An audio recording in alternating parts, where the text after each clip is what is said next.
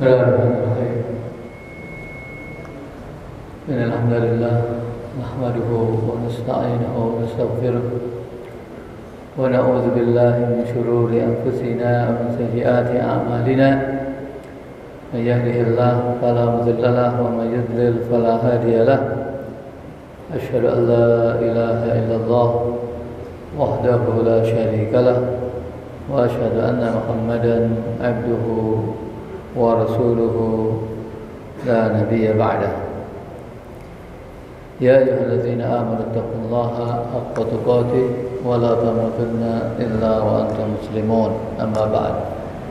Fa inna asdaqal hadithi kitabullah wa khairal hadi hadi Muhammadin sallallahu alaihi wasallam wa syarrul umuri muhdatsatuha wa kullu muhdatsatin bid'ah wa kullu bid'atin dhalalah.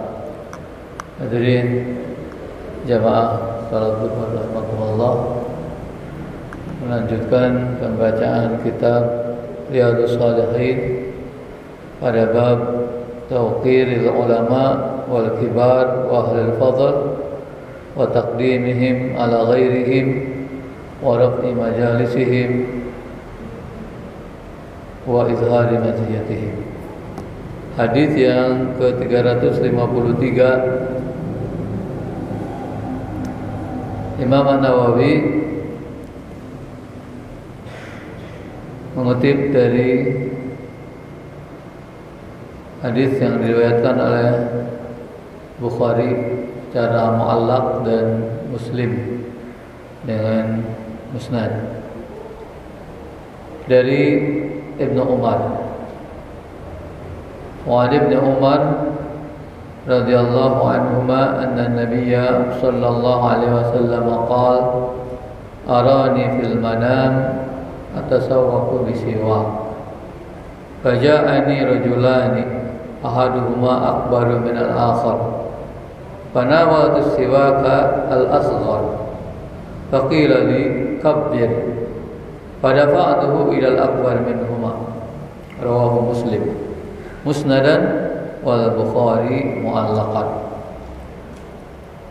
Dari Abdullah bin Umar radhiyallahu anhu bahwasanya Rasulullah sallallahu alaihi wasallam bersabda, arani fil manam, aku melihat diriku dalam tidur.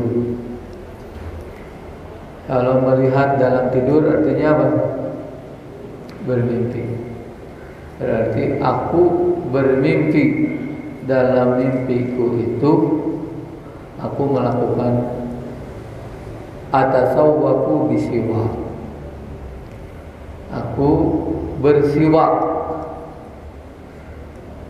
dengan menggunakan siwak. Saka yasuku atau tasawwaka yatasawwaku atau istaka yastaku. Itu artinya membersihkan gigi dengan kayu ataupun yang lainnya. Ya, jadi membersihkan gigi itu bahasa Arabnya tasawwak atau istak. Nah, membersihkan gigi bisa menggunakan kayu yang sekarang, yang sampai sekarang, dari dulu sampai sekarang suka digunakan oleh orang-orang Arab yang disebut kayu Arab, ya, yang memiliki keistimewaan, memang ada wangi-wangi tertentu untuk membersihkan gigi dan selak-selak gigi supaya tidak apa-apa ternurding.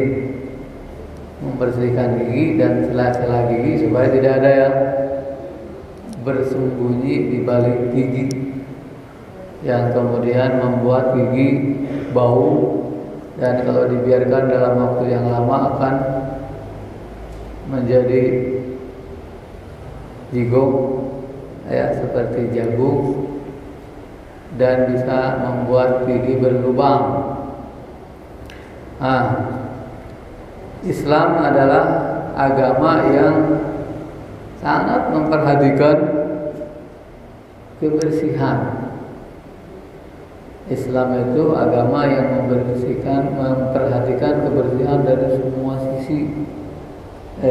Kebersihan itu ada dua, ada kebersihan batin, ada kebersihan lahir. Islam mendorong, menganjurkan umatnya untuk memperhatikan keduanya, membersihkan batin dari kotoran syirik, kemusyrikan, kekufuran, bid'ah dan maksiat dan yang lainnya. Kemudian membersihkan lahirnya, membersihkan badan, pakaian, tempat dan segala hal yang digunakan dalam kehidupan sehari-hari. Nah, di antara yang dicontohkan oleh Rasulullah SAW dalam menjaga kebersihan adalah ini, bersiwak.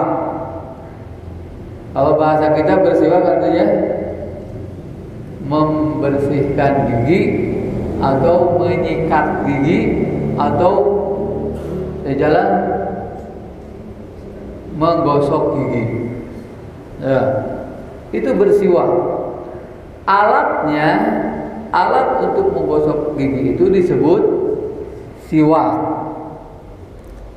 Pekerjaannya tasawuf atau istiak.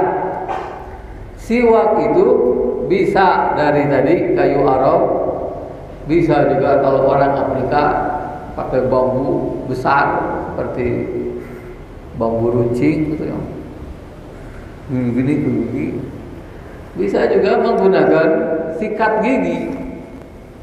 Ya, sikat gigi juga bisa disebut siwak karena fungsinya sama, yaitu untuk membersihkan gigi. Nah, ini betapa seringnya Rasulullah SAW bersiwak. Betapa seringnya Rasulullah SAW membersihkan gigi. Sering Rasulullah SAW bangun tidur bersiwak, bersihkan giginya. Kemudian kalau dari mana-mana masuk ke rumah, sebelum apa-apa bersihkan gigi dulu. Juga terutama kalau ketika wudu, ketika mau sholat, itu Rasulullah SAW bersiwak dulu, bersihkan gigi dulu. Jadi berapa kali dalam sehari Rasulullah SAW bersiwak? Kira-kira berapa kali Rasulullah SAW sehari semalam membersihkan giginya dulu? Tidak bisa dihitung. Sholat yang wajibnya aja 5. Gimana sholat sunatnya berapa? Ya, Rasulullah masuk keluar rumah berapa kali? Jadi gigi Rasulullah SAW itu sangat bersih. Ya, jadi nggak boleh seorang mukmin itu giginya kalau berkilat bagus, tapi berkulat nggak bagus. Giginya mengkulat, jelek itu. Karena apa? Mengkulat karena tidak dibersihkan. Jadi kalau dokter gigi menyarankan menggosok gigi itu berapa kali Pak Dokter? Cuma 2 kali. Mau tidur dan setelah sarapan atau pagi. 2 kali cukup katanya, kata dokter gigi. Tapi Rasulullah SAW menganjurkan lebih banyak. Bahkan sampai Rasulullah mengatakan, laula an asyukku ala ummati la amartuhum bisiwak inda kulli wudu, atau dalam riwayat lain inda kulli shalah. Kalaulah aku tidak memberatkan umatku, niscaya aku perintahkan mereka untuk bersiwak, membersihkan gigi itu setiap kali wudu atau setiap kali akan sholat. Jadi bagusnya memang setiap kita memiliki alat siwak itu yang bisa dibawa kemana-mana. Ya, setiap akan sholat pakai gitu. Karena kalau sikat gigi itu kalau dibawa kemana-mana yang kurang bagus ya. Sikat gigi itu untuk di kamar mandi. Tapi kalau makanya ketika kita wudu, dan ternyata mazhab Syafi'i itu, dalam mazhab Syafi'i tidak membatasi alat untuk membersihkan gigi itu dengan kayu arofi saja. Setiap benda yang kasar yang bisa membersihkan gigi menurut mazhab Syafi'i itu bisa digunakan. Makanya jangan heran kalau ada yang menggunakan ini baju, ya ujung lengan baju ini untuk ya, kenapa? Karena menurut mereka itu adalah siwak. Jadi kadang ada kayu yang disimpan di mihrab di atas sejadah, ya sudah bertahun-tahun tidak pernah dicuci-cuci. Itu mungkin kelewatan itu. Sebenarnya siwak itu ya dipakai, setelah dipakai ya dicuci begitu. Jangan dibiarkan. Ya kalau kita membersihkan apalagi yang suka makan jengkol misalnya, pakai siwak begitu, kemudian siwaknya masukkan ke dalam aku, ya nanti mau sholat lagi pakai lagi, wah bahaya ya, bahaya. Ini kenapa Rasulullah SAW sampai bermimpi? Kenapa Rasulullah SAW sampai bermimpi bersiwak? Para ulama menyebutkan bahwa mimpi itu ada 3 macam. Mimpi yang pertama ar-ru'ya as-shalihah, mimpi yang benar dari Allah Subhanahu wa taala.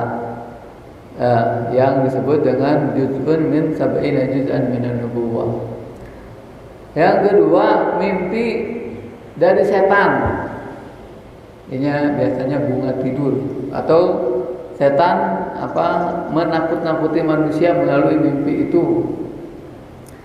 Ada seperti huruf-huruf, tahu ada orang sudah huruf-huruf, itu setan itu. Kemudian yang ketiga, mimpi yang disebut dengan hadisun nafsi, sesuatu yang dipikirkan oleh seseorang ketika terjaga sebelum tidur, dipikir-pikir, atau sesuatu yang selalu dilakukan oleh orang di saat dia bangun tidak tidur, maka mungkin saja dia akan melihat, akan merasakannya di saat tidur. Allah misalnya Sanurdin berpikir bagaimana caranya punya istri 2, saking kuatnya berpikir ketika tidur bermimpi sedang akad nikah dengan istri kedua. Itu sangat mungkin terjadi, gitu ya. Nah ini Rasulullah SAW sangat banyak melakukan siwak, bersiwak itu sangat sering. Maka kalau Rasulullah SAW bermimpi melakukan itu di dalam tidurnya, satu hal yang ajar, ya. Tapi bagi seorang nabi, mimpi itu adalah wahyu. Ya, mimpi itu adalah wahyu. Bahkan kalau ada perintah dalam mimpi itu, maka itu adalah perintah yang harus dilaksanakan. Hanya mimpi Nabi Ibrahim misalnya menyembelih anaknya, itu harus dilaksanakan. Nah di sini Rasulullah SAW bermimpi membersihkan gigi, bersiwak, karena memang Rasulullah banyak melakukan itu. Di sisi lain, ini juga adalah contoh bagi umatnya. Ya, jadi seorang Muslim itu adalah seorang yang selalu menjaga kebersihan giginya, gigi dan mulut tentunya. Lalu diteruskan ceritanya.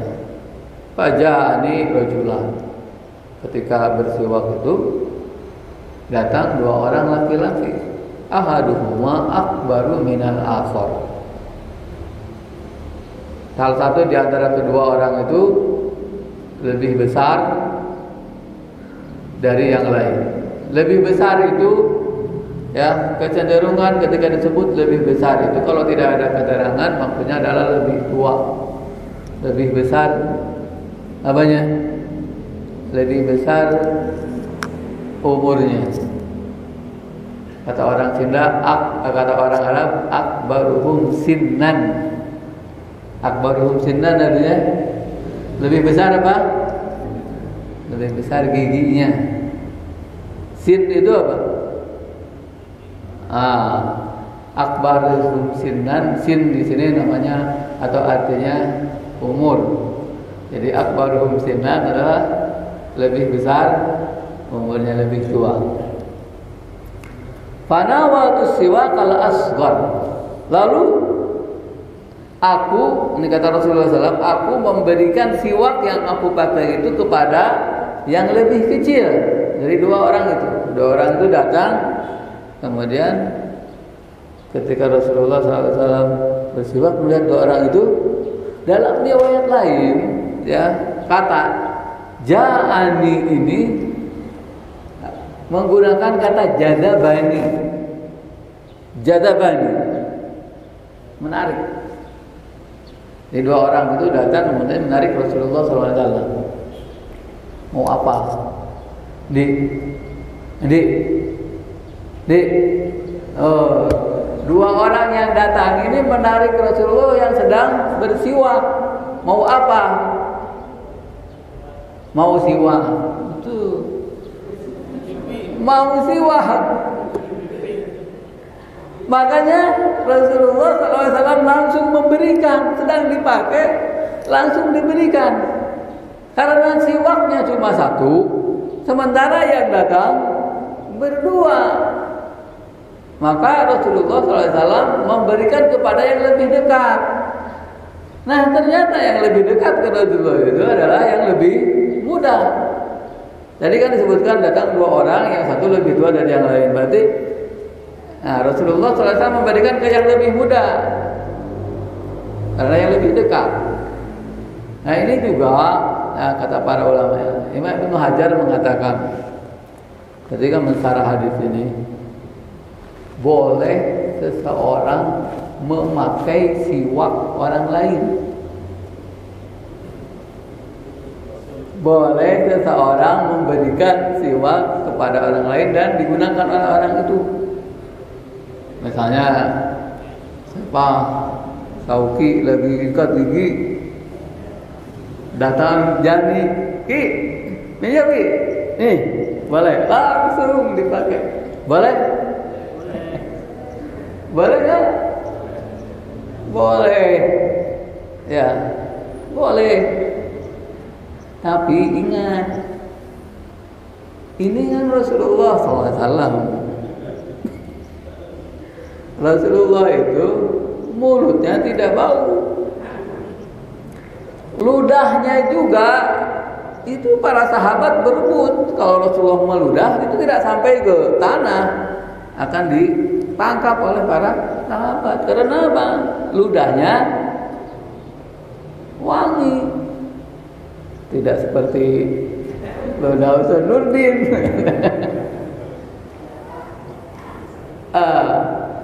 Makanya kata Ibnu Hajar, kendati boleh seseorang memakai siwak yang dipakai orang lain, tapi lebih baik dicuci dulu. Kalau ini makan Rasulullah nggak usah dicuci kan, Kalau Sauki ambil penyanjani misalnya, ya bersihkan dulu begitu. Nah Rasulullah SAW memberikan kepada yang kecil. Fakilali, maka dikatakan kepadaku kabir. Kabir artinya utamakan yang lebih besar. Utamakan yang lebih besar. Pada faktuhu ilal akbar. Ya, ketika mau kasihkan ke yang kecil, kata ini nggak tahu siapa yang mengatakan kepada Rasulullah kabir. Berikan kepada, utamakan yang besar, kemudian diberikan kepada yang besar. Nih, dalam kalimat ini ada pelajaran bagi kita, ya, bahwa di antara adab dalam Islam memberikan sesuatu kepada yang lebih tua terlebih dahulu daripada yang lebih kecil. Ya. Mau makanan, minuman, atau apa saja, ya, apapun. Kalau ada beberapa orang di hadapan kita, maka yang harus diutamakan adalah yang lebih tua. Ya, kalau di sini siapa yang lebih tua? Pak Cecem misalnya. Kalau ada makanan sebentar, yang paling pertama diberi siapa? Pak Cecem, karena yang paling tua. Nah, setelah Pak Cecem, cari lagi begitu. Nanti yang paling kecil, yang paling terakhir. Itu kata para ulama, kalau orang-orang yang ada itu di hadapan, ya berbeda dengan kalau kita sedang duduk rapi begitu, ya duduk, ada yang sebelah kanan, ada yang sebelah kiri. Nah, kalau dalam posisi seperti itu, maka yang didahulukan adalah yang kanan. Ya, didahulukan yang kanan. Kenapa? Ini salah satu sunnah Rasulullah SAW adalah memulai dengan yang kanan dalam banyak pekerjaan.